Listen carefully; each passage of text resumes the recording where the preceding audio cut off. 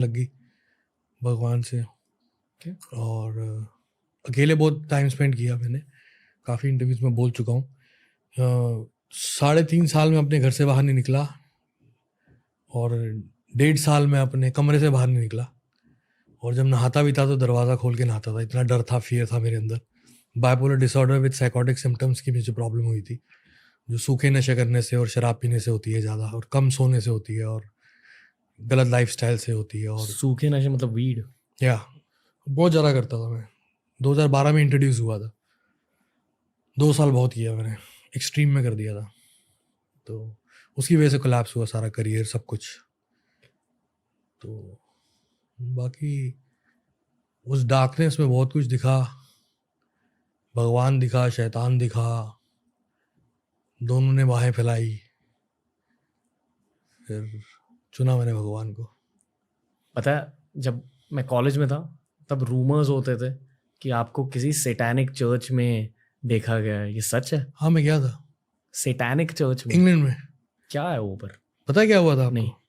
मैं इंग्लैंड में था, शूट कर रहा था, तो मुझे एक लेडी जो मेरे किसी दोस्त को जानती थी, उन्होंने मुझे बोला कि आपको मेरे साथ कहीं चलना है। मैंने कहा जी आप जैसे कहें, चलते हैं शूटिंग के बाद। कहते खाना खाने चलना है, आपकी पसंद का होगा। बैंकॉक में एक रेस्टोरेंट है जिसका नाम है अलसना, पाकिस्तानी रेस्टोरेंट है।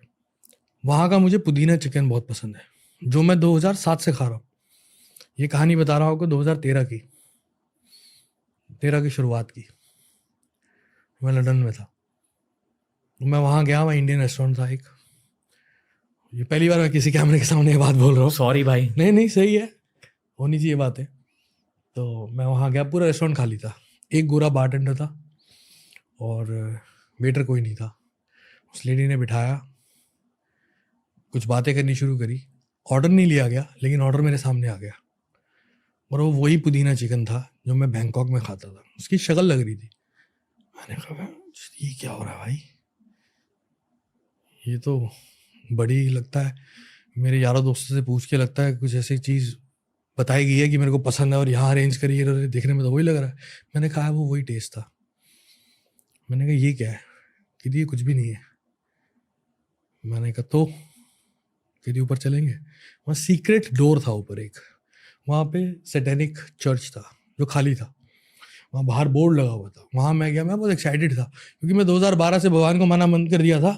मैं शैतान को मानना बिलीव नहीं किया था, लेकिन शैतान की तरफ अट्रैक्ट बहुत हो गया था। शैतानी हरकतें करता था, नशे करता था, ये करता था, वो करता था, याशी करता था। तो मैं उस तरफ अट्रैक्टेड बहुत था। तो मैं उस चीज़ से डरा नहीं, सैटेनिक टेम्पल से। मैं जाके एक बच्चे की तरह उन कुर्सियों में जाके बैठ गया, फोटो करा रहा था।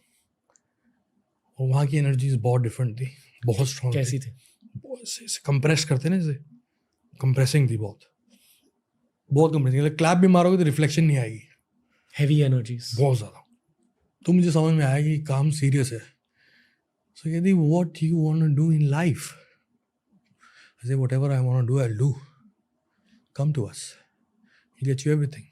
Boys come there with bigger plans, council sets, they'll help them. मैं समझ गया ये मुझे करना नहीं है, लेकिन एक एक्सपीरियंस के लिए एक्सपीरियंस बहुत अच्छा है। तो ये बात तो किसी को पता भी नहीं है। वो इंटरनेट पे मैंने फोटो फेसबुक पे डाली थी, जो 1 घंटे में उतार दी गई थी। मेरा मीडिया देखता था, राज भाई, कनाडा से, इंग्लैंड में रहता था वो, तो उसने हटा दी। कहते नहीं ये हटानी पड़ेगी, तो वो फिर फोटो हटा दी गई थी। मैंने वो उनका वो डंडी सी होती है वो पकड़ी हुई थी, और ऐसे करके कुर्सी पे बैठ के भी, जहाँ वो मेसन्स बैठते हैं, तो वहाँ तक गया।